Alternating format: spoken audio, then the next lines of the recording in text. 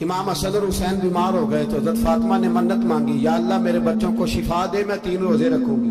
حضرت فاطمہ نے کیا منت مانگی؟ بچے صحیح ہو جائیں گے تو بولیے 3 روزے رکھوں گی۔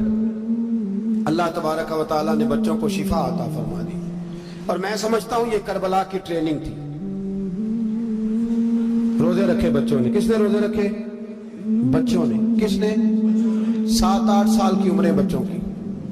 حضرت علی فرماتے ہیں جب میں نے دیکھا نا میرے بچے بھی روزے سے ہیں تو میں کہیں سے تھوڑے سے جون لایا۔ یہ شہزادے ہیں کائنات کے سب سے بڑے۔ فرماتے ہیں میں نے بی بی پاک کو دیے تو سیدہ پاک نے جون پیسے روٹیاں پکائیں، اور جب این افطاری کے وقت کھانا سامنے آیا تو دروازے پہ بھکاری آیا۔ این اس بڑا بے نیاز ہے اللہ، عجیب رنگ ہے مالک کا۔ این افطاری کا وقت جب آدمی کہتا ہے کہ فٹافٹ ہو جائے، بھکاری دروازے پہ آیا اور اس نے صدا دی، او میرے رسول کے گھر والوں، کئی دنوں سے روٹی نہیں کھائی۔ حضرت علی نے، حضرت فاطمہ نے بچوں کی طرف دیکھا تو امام حسین چھوٹے تھے سب سے، انہوں نے سب سے پہلے برتن اٹھائے کھانے والے، اور کہنے لگے اماں میں نہ دے کے آؤں۔ حضرت فاطمہ رشک کرنے لگی۔ مصطفیٰ کے نواسے باہر گئے، اپنے حصے کا کھانا وَيُبْصِرُونَ عَلَىٰ أَنفُسِهِمْ وَلَوْ كَانَ بِهِمْ خَصَاصَةٌ۔ اللہ فرماتے ہیں انہیں بڑی اشد ضرورت بھی ہو پھر بھی وہ دوسروں پہ اثار کر دیتے۔ وہ کھانا پار امام حسین دے آئے، پانی سے روزہ کھولا، کھجورے کھائی، لیٹ گئے، سویرے کھجورے کھائی، روزہ رکھ لیا۔ شام ہوئی تو حضرت علی فرماتے ہیں میں پھر اگلے دن کے روزے کے لیے جون لایا، فاطمہ نے پیچھے روٹیاں پکائیں۔ 2 دنوں کی بھوک تھی پر مالک تو بڑا بے نیاز ہے۔ آزمانے پہ آیا تو اس رنگ میں این افطاری کے وقت دروازے سے آواز نکلی، اور مانگنے والے نے کہا کہ بھوکا بھی ہوں اور یتیم بھی ہوں، یتیم ہوں۔ حضرت فاطمہ کہنے لگی بیٹا دیر نہ کرنا، یتیم کا پیٹ بھرنے میں دیر نہیں ہونی چاہیے۔ کھانا باہر چلا گیا، پانی سے روزہ، کھجورے۔ شہزادے ہیں شہزادے، یہ 2 جہاں کے شاہ ہیں، پاس کچھ رکھتے نہیں، 2 جہاں کی نعمتیں ہیں ان کے خالی ہاتھ میں۔ کھجور پانی سے افطاری بھی، سحری بھی، سویرے پھر اٹھے، روزہ رکھا، تیسرا دن ہے، تیسرا۔ ذرا دل پہ ہاتھ رکھنا، بچہ ایک رات بھوکا ہو تو اماں سوتی نہیں۔ اور میں کہا کرتا ہوں اماں فالج والی ہو نا، فالج والی ماں، فالج زدہ، تو آدھی رات کو اس کا بیٹا جوان کا تھوڑی بھوک لگی ہوئی تھی تو اماں کو رینگنا بھی پڑے تو وہ رینگ کے بھی جاتی ہے، روٹی پکاتی ہے، کہتے ہیں میرا لال بھوکا نہ سو جائے۔ اور مصطفیٰ کی بیٹی سے زیادہ بچوں سے کون پیار کر سکتا ہے؟ اور 3 دن کے بھوکے بچے، تیسرا دن آیا، بڑے حوصلے سے بی بی کہہ دیتی ہے چھوڑو ان کا تو کام ہے، یہ تو آتے رہتے ہیں، میرے بچے بھوکے، تم پہلے روٹی کھاؤ۔ لیکن میرے بھائی کربلا ایسے نہیں سجتی۔ یہ جو برگر کھا کے ناراض ہونے والے بچے ہوتے ہیں یہ میدانوں میں نہیں نکل پاتے، ان کے لیے مشکل ہوتا ہے۔ حضرت فاطمہ نے، حضرت علی نے ڈیوٹی کی، ڈیوٹی اپنے بچوں کو تیار کیا کربلا کے لیے۔ تیسرے دن جب رکھا صاحب نے کھانا تو باہر سے بولنے والا بولا کہا میں مسکین ہوں، لاچار ہوں، گھر بھی کوئی نہیں، کھانا بھی کوئی نہیں۔ امام حسین پھر اٹھے، تیسرے دن کا بھی کھانا دے دیا۔ حضرت علی فرماتے ہیں میں بچے پکڑ کے مسجد لے کے گیا، کہیں بھوک سے میرے لال گر نہ جائیں۔ کہتے ہیں ہامتے کامتے تینوں شہزادے مسجد میں داخل جو ہوئے تو بس ہماری قیمت پڑ گئی، مول پڑ گیا ہمارا۔ کہتے ہیں مسجد میں قدم رکھا تو ایسے لگا جیسے نبی پاک ہمارا انتظار کر رہے ہیں۔ فرماتے ہیں تیسرے دن کی مغرب پڑھنے گئے تو حضور نے تینوں باپ بیٹوں کو چہرے دیکھے، فرمایا علی یہ جبریل کھڑے ہیں اور فرما رہے ہیں تیرے 3 دن کا عمل خدا کو بھی بڑا پسند آیا ہے، محمد مصطفیٰ کو بھی بڑا پسند آیا ہے، بڑا پسند آیا ہے 3 دن کا عمل۔ میرے بھائی ٹریننگ کرائی، ٹریننگ۔ ہمارے ہاں تو حال بڑا سخت ہے، اور دین کا معاملہ، چوری آتے ہیں بچے گھروں سے چوری نمازیں پڑھنے، داڑھی رکھ لے تو سب سے پہلے مسئلہ اماں کو بنتا ہے، سب سے پہلا۔ انہوں نے ٹریننگ کی، دین کے لیے تیار کیا، ہمتیں بدائی، اور رسول پاک علیہ السلام نے خود اپنی بیٹی کی تربیت فرمائی، شہزادی کی۔ کس کی؟ دنیا میں سب سے بڑی شہزادی کون ہے؟ آپ نام لیں گے تو دل ٹھنڈا ہوگا انشاءاللہ۔ میرا عقیدہ ہے حضرت فاطمہ کا نام لے تو اللہ دل کو سکون دیتا ہے۔ سب سے بڑی شہزادی سیدہ، بولیے سیدہ فاطمہ الزہرا رضی اللہ تعالی عنہ۔ حضور کا کیا طریقہ تھا؟ حضرت عائشہ صدیقہ کہتی ہیں نبی پاک صلی اللہ علیہ وسلم کی خدمت میں جب سیدہ فاطمہ آتی نا تو حضور اٹھ کے کھڑے ہوتے. اور یار میں کس کی بات کر رہا ہوں بھلا, نبی پاک اٹھ کے کھڑے ہو, رسول رحمت کھڑے ہوتے, حضور اٹھ کے کھڑے ہوتے, سیدہ فاطمہ کا ہاتھ پکڑ کے چومتے, اور جہاں خود بیٹھے ہوتے اس جگہ سے دوسری جگہ بیٹھ جاتے اور اپنی جگہ سیدہ فاطمہ کو بٹھاتے. اتنی شانیں, اتنا. اور صحابہ کہتے ہیں مختلف انداز میں حضور نے ہمیں سمجھایا کہ سیدہ پاک کا مقام کیا. مختلف اندازوں میں حضور نے سمجھایا, مختلف مواقع پہ ہمیں بتلایا کہ ان کے ساتھ تمہارا رشتہ عقیدت کا, احترام کا ہمیشہ رہنا چاہیے. اس طرح امت تک پیغام پہنچاتے ہیں کہ میری شہزادی کا یہ مقام ہے. حضرت مولا علی نے نا ارادہ کر لیا دوسری شادی کرنے کا, پیغام نکاح آیا انہیں. میں نے کہا کہ آپ سمجھیں کہ یہ غیر معمولی لوگ ہیں, ان کا جو مقام اور مرتبہ ہے نا یہ دین ہے, دین. ہمیں کیوں یہ چیزیں سکھائی گئیں, کیوں بتلایا گیا, تاکہ ہمارے دلوں میں قدر رہے کہ یہ بڑے لوگ ہیں. حضرت علی نے ارادہ کیا اب سب کے لیے جائز ہے دوسری شادی کرنی. اور خیر ہمارے جو مرد حضرات ہیں انہوں نے تو بڑا ٹھیک ٹھاک کر کے انہوں نے فتویٰ یاد کیا ہے کہ مرد کے لیے 4 بیویاں رکھنا جائز ہے. اگلی بات بھی ہے, اگر انصاف کر سکے تو, اگر عدل کر سکے تو. یہ اتنی سی بات نہیں ہے صرف کہ 4 رکھنا. قرآن مجید نے جہاں اجازت دی ہے نا 7 شرط لگائی ہے, حقوق ادا کرے, ان کے بیچ عدل کرے, عدل نہ کر سکے تو پھر 4 جائز ہے. پوری بات بیان, ہم اپنی مرضی کا لیتے ہیں نا مسئلہ, اگلی بات نہیں اس پہ بات کریں گے بھائی اتنا ٹھیک ہے 4 جائز ہے. بھائی آگے بھی بڑھو نا, آگے کیا ہے, آگے یہ ہے کہ اگر تم عدل کر سکو تو سب کے لیے جائز تھا. ہر ایک نے شادیاں کی تھی, حضور نے بھی نکاح کثرت سے کیے, حضرت علی کو بھی پیغام نکاح آیا. سیدہ پاک کے دل میں کچھ خیال آیا, معمولی ہستی نہیں نا. کچھ لوگ ایسے ہوتے ہیں وہ ہنس پڑے تو پھول کھل جاتے ہیں, اور وہ اداس ہو جائے نا تو خود بخود خزاں آ جاتی. لگتا ہے آج کوئی اداس ہوا تھا, سارے چمن میں اداسی چھا گئی. حضرت فاطمہ اداس ہوئی, پریشان ہوئی. حضور کو پیغام گیا, نبی پاک منبر پہ بیٹھے, فرمایا سنو لوگوں, فاطمہ میرے جگر کا ٹکڑا ہے, قربان جائیں. یہ بھی انداز ہوتا ہے. فرمایا یہ میرے جگر کا ٹکڑا ہے, جس نے اسے ناراض کیا اس نے مجھے ناراض کیا, جس نے اسے راضی کیا اس نے مجھے راضی کیا. حضرت علی فرماتے ہیں حضور بڑا پیار کرتے تھے حضرت فاطمہ سے. جب سفر پہ جاتے تو سب سے آخر میں حضرت فاطمہ سے ملتے, واپس آتے تو سب سے پہلے حضرت فاطمہ سے ملتے. فرماتے ایک جہاد کے لیے حضور چلے گئے اور مجھے نائب بنا کے چھوڑ گئے. میرے پاس مال غنیمت کے تھوڑے سے پیسے تھے, تھوڑی سی رقم تھی, تو میں نے سوچا کہ میں نے فاطمہ کو کبھی تحفہ نہیں دیا تو ایک زنجیر نہ سونے کی خرید کے دوں. کہتے ایک چین سونے کی زنجیر خرید کے میں نے حضرت فاطمہ کو تحفہ دی تو سیدہ نے پہن لی. کچھ دنوں کے بعد خبر آئی کہ حضور کل پہنچ رہے ہیں واپس. کہتے میں نے فاطمہ کو بتایا تو مجھے پتا تھا فاطمہ کیا کرے گی. سیدہ نے سارا گھر صاف کیا, ساری تیاریاں کی, کھانے چنے, جو اس وقت ماحول تھا ہر لحاظ سے حضور کی آمد کا انتظار کیا. اور سویرے سے ہی حضرت فاطمہ بیٹھ گئی. سویرے سے حضور کئی دنوں کے بعد آ رہے ہیں, کمال ہو گئی. فرماتے ہیں جب محبوب تشریف لائے نا, پہلا قدم نبی پاک نے حضرت فاطمہ کے گھر کے اندر رکھا, السلام علیکم کہا, اور شیر خدا فرماتے جناب فاطمہ کو دیکھا اور نبی پاک واپس پلٹ گئے.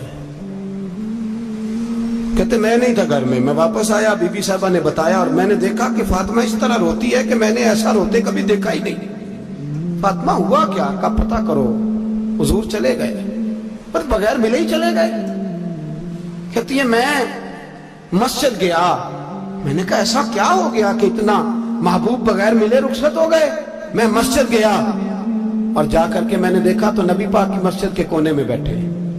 میں قریب بیٹھا, میں نے کہا یا رسول اللہ فاطمہ بڑا رو رہی ہے, کیا ہوا؟ کہتے نبی پاک کی آنکھوں میں بھی آنسو آ گئے, حضور بھی روئے. پتہ ہے نبی پاک نے کیا فرمایا؟ یہ تربیت ہے, اس طرح کربلا سجتی ہے. رسول پاک علیہ الصلوۃ والسلام نے فرمایا وہ میری بیٹی ہو کے سونا پہنتی ہے, ہر عورت کے لیے جائز ہے, کئی کلو بھی پہن لے تو شریعت منع نہیں کرتی. حضور نے فرمایا میری بیٹی ہو کے سونا پہنتی ہے. اگر فاطمہ بھی سونا پہنے گی تو امت کی غریب بیٹیاں کس کے طریقے پہ چلیں گی؟ غریب بیٹیاں کس کے طریقے؟ جو باپ مجبور ہو کے 12 بندوں کے ساتھ بیٹی کو رخصت کرے گا، وہ کہہ تو سکے گا نا میں اس طرح شادی کر رہا ہوں جس طرح مصطفیٰ نے فاطمہ کی تھی، وہ کہہ تو سکے گا نا. لیکن اگر یہ بھی سونے پہنے گی تو پھر نقشے قدم کیسے متعین ہوں گے؟ حضرت شیر خدا واپس آئے، کہا فاطمہ یہ تیری چین رسول پاک کو پسند نہیں آئی. پاک رسول کی پاک بیٹی، عزت والے نبی کی عزت والی، شانوں والے رسول کی شانوں، وہ جس نے معزز کیا گھرانے کو اور حسین پال کے جس نے دیا زمانے کو. حضرت علی شیر خدا رضی اللہ تعالیٰ عنہ کہتے ہیں میں حاضر بارگاہ ہوا، حضور آپ جیسے حکم کریں. تو حضور نے فرمایا سب کے لیے جائز ہے دوسرا نکاح کرنا، پر جب تک میری بیٹی موجود ہے علی تیرے لیے جائز نہیں، تو نہیں کر سکتا دوسرا نکاح. یہ اعزاز ہے سیدہ فاطمہ کا، یہ اعزاز ہے. کیوں بھلا؟ اس کی ایک وجہ تو یہ تھی کہ سیدہ جلدی چلی گئی تھی دنیا سے. کل عمر 28 سال پائی ہے سیدہ فاطمہ، کل عمر 28 سال. 28 سال. کچھ لوگ ایسے ہوتے ہیں جو رب کو بھی بڑے پیارے ہوتے ہیں، دھرتی پہ بسنے کے لیے لمبا وقت گزارنے کے لیے وہ نہیں آتے، وہ تو اپنا کردار ادا کرتے ہیں، اپنا کام کرتے ہیں اور وہ رخصت ہو جاتے ہیں. کل عمر 28 سال، 21-22 بھی لکھی ہے لوگوں نے. 28 سال عمر مبارک پائی سیدہ پاک، دنیا سے رخصت ہو گئی. حضور صلی اللہ علیہ وسلم کا خاص پیار. میں آپ کو ایک بات عرض کروں، انہوں نے نا وہ ساری تکلیفیں حضور کے ساتھ اٹھائیں جو دین کے رستے میں نبی پاک کو آئی تھی، وہ ساری. ہمارے ہاں نا اب ایک بیماری ہے، بیٹی سے بات نہ کرو ٹینشن لیتی ہے، اماں کو نہ بتانا پریشان ہو جائے گی، فلانے سے نہ بات کرنا. کیوں؟ حقیقتوں کا سامنا کرنا چاہیے. کیا مطلب ہے اس کا؟ حقیقت اور ہوتی ہے، ٹینشن اور ہوتی. اب حقیقت کا سامنا کریں، حقیقت بچوں کو سکھائیں، بچوں کو وہاں لائیں کہ وہ حقیقت کے عادی بنے. حضور حقائق بتاتے، حقائق. بخاری مسلم میں مشکات میں حدیث ہے، حضرت عائشہ صدیقہ رضی اللہ تعالیٰ عنہ ام المومنین فرماتی ہیں حضور نے وصال سے کچھ دن پہلے حضرت فاطمہ کو بلایا اور فرماتی ہیں قربان جاؤں حضرت فاطمہ چلتی بھی اس طرح تھی جو حضور کا طریقہ تھا، بولنا بھی اسی طرح کا تھا جو نبی پاک کا بولنا تھا، رفتار میں گفتار میں حضور کے مشابہ. وہ تشریف لائیں، حضور نے قریب بٹھایا اور کان میں راز کی بات کی. اس کا مطلب ہے کچھ باتیں بیٹیوں سے بھی راز کی کر لینی چاہیے. بھائی آپ غور کریں گے اور سمجھیں گے کہ بیٹی سے بھی کبھی کوئی راز کی بات کر لیں. حضور نے بلایا اور پھر کان میں کو بات کی، کان میں نبی پاک صلی اللہ علیہ وسلم نے، تو حضرت فاطمہ رونے لگی.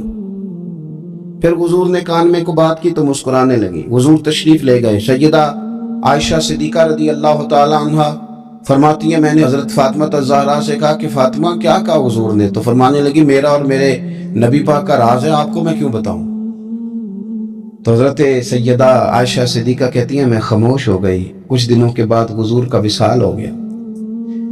سرکار نے وصال فرمایا تو کچھ دن گزرے تو میں نے کہا فاطمہ میرا تم پر حق ہے، میں تمہاری ماں ہوں، میرا حق ہے. اس حق کی وجہ سے میں کہتی ہوں مجھے بتا دو وہ کیا بات تھی کہ پہلے تم روئی پھر تم ہنسی. تو میں نے کہا حقیقتوں سے آگاہ کریں. نبی پاک صلی اللہ علیہ وسلم کی شہزادی فرمانے لگی اماں جی حضور نے میرے کان میں کہا تھا کہ فاطمہ ہر رمضان میں جبریل امین ایک قرآن پاک مجھے سناتے تھے، ایک میں انہیں سناتا تھا. اس سال جبریل نے 2 سنائے ہیں. فاطمہ مجھے لگتا ہے تیرے باپ کے جانے کا وقت آ گیا ہے، اب میری رخصتی ہے. مصیبت آئے تو صبر کرنا، مشکل پڑے تو حوصلہ کرنا، اپنے آپ کو اپنے رب کریم کے سپرد رکھنا. کہتی ہیں جب یہ بات حضور نے بیان کی تو میں رو پڑی اور پھر نبی پاک نے میرے کان میں کہا فاطمہ میرے بعد جو سب سے پہلے مجھے آ کے ملے گی نا وہ تم ہی ہو، اور یہ بھی یاد رکھنا تم جنتی عورتوں کی سردار ہو. فرماتی ہیں یہ بات سنی تو میں مسکرا دی. 6 ماہ گزرے حصول کے بعد تو سیدہ فاطمہ کا وصال ہو گیا. صرف 6 ماہ، پورا سال نہیں، 6 ماہ. حضرت فاطمہ الزہرا رضی اللہ تعالیٰ عنہ کے بارے میں سیدہ عائشہ صدیقہ کہتی ہیں ایک بات میں نے حضرت فاطمہ میں جو سب سے بڑھ کے دیکھی، جتنی باتیں میں عرض کر رہا ہوں نا یہ ساری ہم نے اپنے گھروں میں اپنی بیٹیوں کو سکھانی ہے. ان کو حقیقت سے آشنا کریں، حقیقت سے. یہ چھپانا اور یہ کہنا ہو یہ فلانا بچہ ڈر جائے گا، یہ گھبرا جائے، وہ پھر ساری زندگی ڈرے گا. بچوں کو بزدل نہ بنائیں. उनको सिखाएं कि आपने आने वाली मुश्किलात का मुकाबला कैसे करना है। एक बात खास करके मुस्नद अबू याला में सैयदा तैयबा ताहिरा हजरत आयशा सिद्दीका रदी अल्लाह ताला अन्हा फरमाती हैं, मैंने नबी पाक अलैहिस्सलाम के बाद जिसको सबसे ज्यादा और सबसे बढ़कर सच बोलते देखा है वो सैयदा फातिमा ज़हरा। मैंने कभी उनकी जुबान से झूठ नहीं सुना।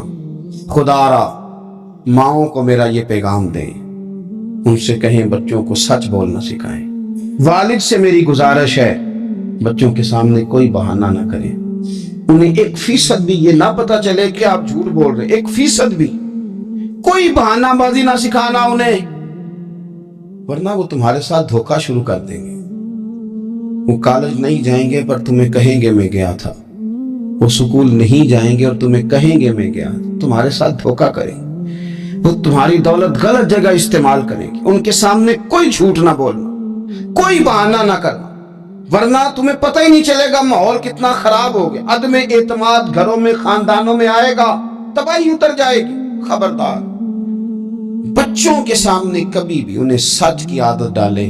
हजरत आयशा कहती हैं, मैंने सैयदा फातिमा से बड़ा किसी को सच्चा, उसका नतीजा निकला ना कि इमाम हसन से बड़ा सच्चा कोई नहीं, इमाम हुसैन से बड़ा सच्चा कोई नहीं, सैयदा ज़ैनब से बड़ा सच्चा भी।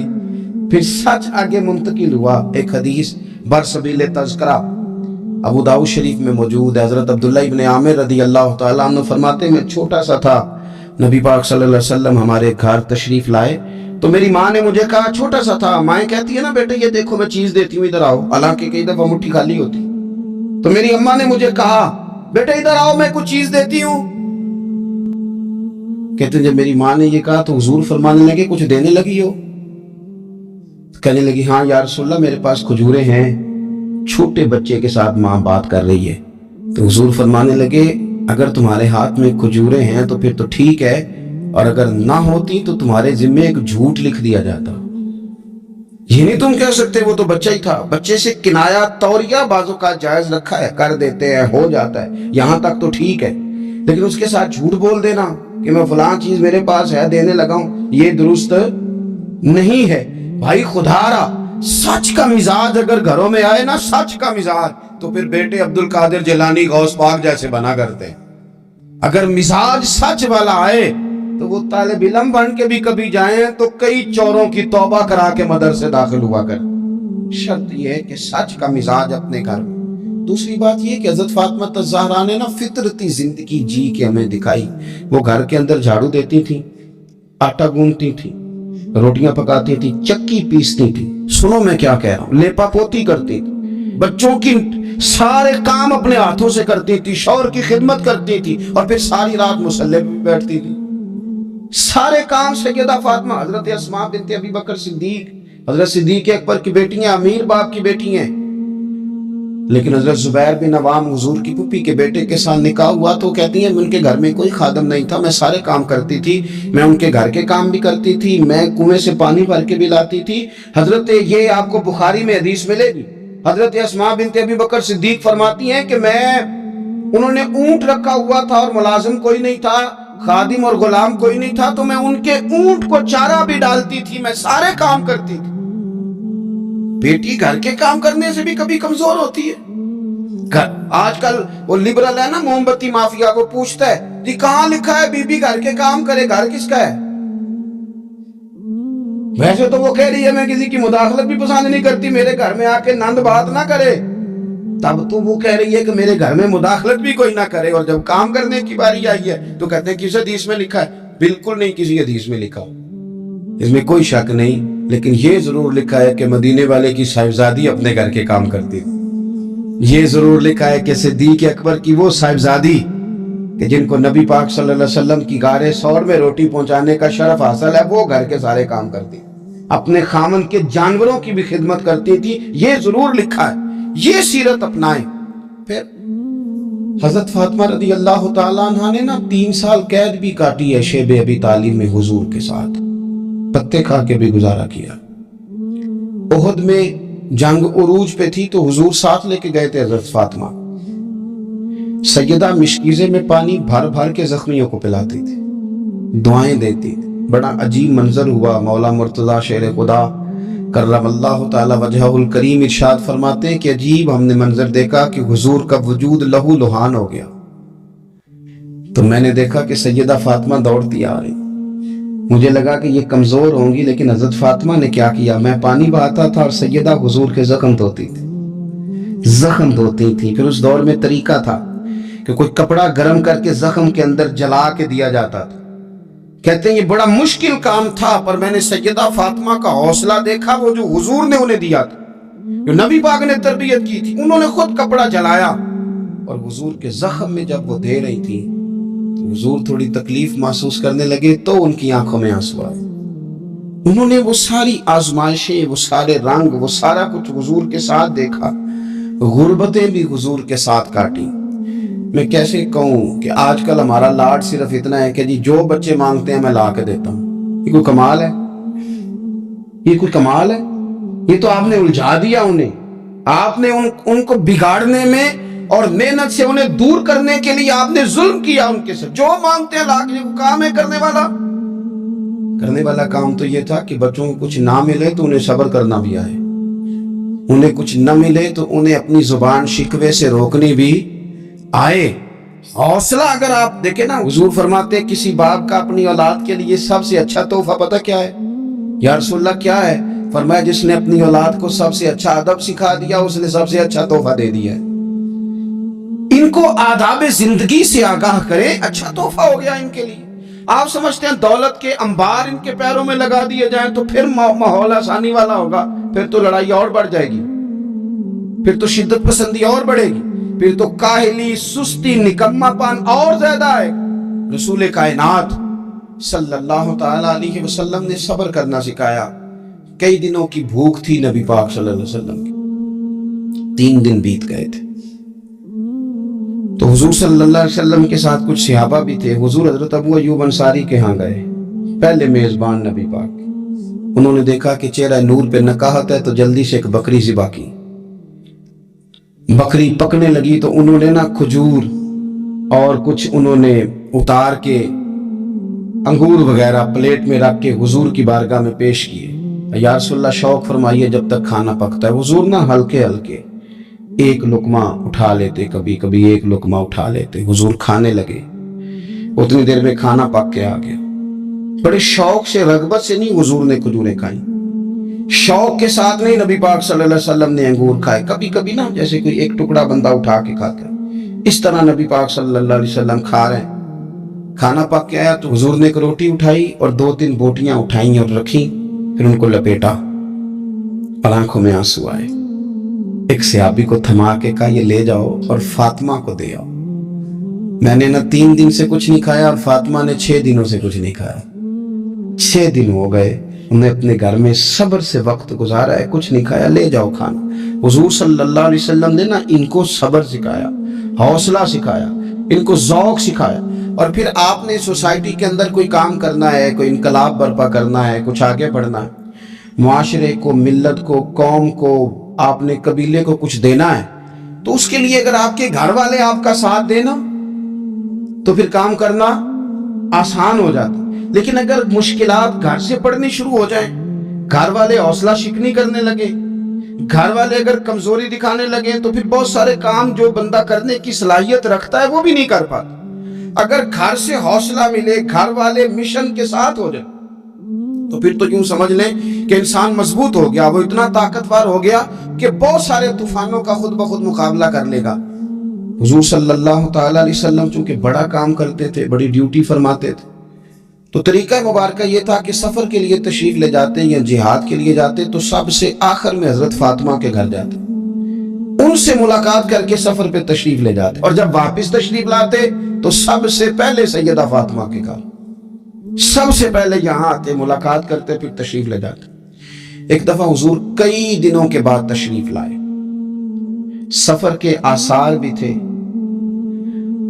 और फिर हुजूर का लिबास मुबारक भी बहुत दिनों से हुजूर ने नया जोड़ा नहीं खरीदा था, पहना नहीं था, शर्फ नहीं बख्शा था, तो कपड़े मुबारक भी नबी पाक सल्लल्लाहु अलैहि वसल्लम के बज़ाहिर बहुत पुराने लग रहे थे। तो हज़रत फातिमा के यहाँ हुजूर तशरीफ ले गए, तो सैयदा पाक ने ना हुजूर के कपड़ों को झाड़ा, اور جھاڑ کر کے عرض کی یا رسول اللہ آپ بڑی مشقت فرماتے ہیں، حضور آپ بڑی مشقت کرتے ہیں دین کے لیے۔ یا رسول اللہ صلی اللہ علیہ وسلم دیکھیں کب سے آپ نے کپڑے نہیں خریدے، حضور یہ مشقت کب تک، کس حد تک؟ یہ گویا سوال ہے حضرت فاطمہ، یا رسول اللہ صلی اللہ علیہ وسلم اتنی مشقت؟ حضور نے فرمایا فاطمہ تیرے باپ کی ڈیوٹی ہے، تیرے باپ کی ڈیوٹی ہے کہ ہر دیہات میں ہر شہر میں دین پہنچانا ہے۔ پھر نبی پاک صلی اللہ علیہ وسلم نے ایک جملہ کہا جو میں نے پہلی دفعہ پڑھا تو بتاتا ہے کہ مشن کتنا بڑا ہے۔ نبی پاک صلی اللہ علیہ وسلم نے فرمایا فاطمہ جہاں تک رات پہنچتی ہے نا وہاں تک ہم نے اللہ کا دین بھی پہنچانا ہے۔ جہاں تک رات آتی ہے نا، جہاں جہاں رات پہنچتی ہے وہاں تک رسول کریم کا دین بھی پہنچے گا۔ حضور صلی اللہ تعالی علیہ وسلم نے یہ انداز حضرت فاطمہ کو سکھایا کہ جہاں جہاں رات پہنچتی وہاں وہاں دین بھی پہنچے گا، وہاں وہاں یہ دین پہنچ کر کے رہے گا۔ اب آپ اندازہ فرمائیے اتنا بڑا مشن تھا، اور اس میں سیدہ فاطمہ الزہرا رضی اللہ تعالیٰ عنہ ساتھ حضور کے وقت گزارتی ہیں، ساتھ رہتی ہیں۔ بہت زیادہ آسودگی والی زندگی نہیں، لیکن اس کے باوجود بہت زیادہ پردے کا اہتمام۔ با پردہ عورت کون ہوتی ہے؟ جو برقع پہنے اور سارا گھوم کے واپس آ جائے؟ برقع اس نے پہنا، نقاب اس نے کر لیا، جہاں دل کرے جائے؟ نہیں، یہ بھی با پردہ ہے، اس پر بھی کوئی الزام نہیں۔ لیکن جو اصل با پردہ عورت ہے وہ کون ہے؟ جو گھر سے صرف ضرورت کے لیے نکلے، صرف مجبوری کے لیے گھر سے باہر جائے، ورنہ اپنے گھر سے، وہ عورت با پردہ ہے۔ ایک دن نبی پاک صلی اللہ تعالی علیہ وسلم نے صحابہ سے پوچھا نا، بتاؤ مجھے دنیا میں سب سے بہترین عورت کون ہوتی ہے؟ لوگوں کا اپنا اپنا رویہ ہوتا ہے۔ کچھ کا خیال تھا کہ جو قرآن پاک کی حافظہ ہو، کچھ کا خیال تھا عالمہ فاضلہ ہو، کچھ کا خیال تھا کہ بچوں کی تربیت ٹھیک کرنے والی ہو، دین جس نے بچوں کو سکھایا وہ بہتر۔ سب اپنے اپنے انداز میں بات کرتے ہیں، لیکن حضور نے فرمایا تم نے میری مراد کو پہنچے۔ حضرت مولا علی شیر خدا فرماتے میں پیچھے بیٹھا تھا، ذرا میں نے گردن جھکائی اور چھپ کے، نہ ویسے بھی قد مبارک بظاہر تھوڑا چھوٹا تھا حضرت علی کا، کہتے میں نکل گیا، حضرت فاطمہ کا حجرہ ساتھ ہی تھا، جا کے میں نے کہا فاطمہ حضور نے سوال پوچھا ہے، اب میں کس طرح یہ بات کروں کہ مولا علی شیر خدا کا علم؟ حضور نے فرمایا کہ میں علم کا شہر ہوں تو علی دروازے ہیں، تو اگر حضرت علی بھی کسی سے مسئلہ پوچھنے جائیں تو پھر بتاؤ نا کہ سیدہ فاطمہ کا علم کتنا شاندار ہوگا، ان کے علم کا کیا مرتبہ اور مقام ہے کہ حضرت فاطمہ سے پوچھا جا کے، کہا فاطمہ آج نہ حضور نے سوال پوچھا ہے تو سب صحابہ محو حیرت ہے۔ حضور نے پوچھا بہترین عورت کون ہوتی ہے؟ تو کسی نے کچھ بتایا، کسی نے کچھ بتایا، بات بن نہیں رہی، آپ ذرا جلدی سے بتائیں۔ تو حضرت فاطمہ کہنے لگی علی بہترین عورت پتہ کون ہوتی ہے؟ یہ آپ نے غور کرنا لفظوں پہ، کہا بہترین عورت وہ ہوتی ہے جسے نہ کبھی غیر مرد نے دیکھا ہو اور نہ کبھی اس نے غیر مرد دیکھا ہو، وہ سب سے بہترین عورت ہے۔ آپ میری بات پہ غور کریں، بس یہ حد ہے، یہ سیدہ فاطمہ کا پیغام ہے، یہ آج کے جمعے کا میسیج ہے۔ فرمایا نہ اس نے غیر مرد دیکھا ہو اور نہ غیر مرد نے اسے دیکھا، بہترین عورت ہے۔ حضرت سیدنا علی المرتضیٰ کہتے ہیں میں چپکے سے آ کے پھر صفوں میں بیٹھ گیا، بات ابھی جاری تھی، صحابہ بات کر رہے تھے، میں نے ہاتھ کھڑا کیا، میں نے کہا حضور بتاؤں؟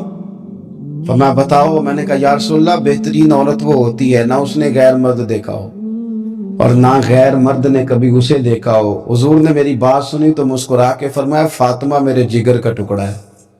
کہا فاطمہ میرے جگر کا ٹکڑا ہے، تو حضرت علی مرتضیٰ کہتے ہیں صحابہ ایک دوسرے کا منہ دیکھ رہے تھے کہ بتایا تو علی نے، تعریف حضرت فاطمہ کی انہیں نہیں سمجھ آ رہی تھی، میرے دوستوں کو تو مجھے تو آ رہی تھی نا، مجھے تو سمجھ آ رہی تھی نا کہ حضور کیا فرما رہے۔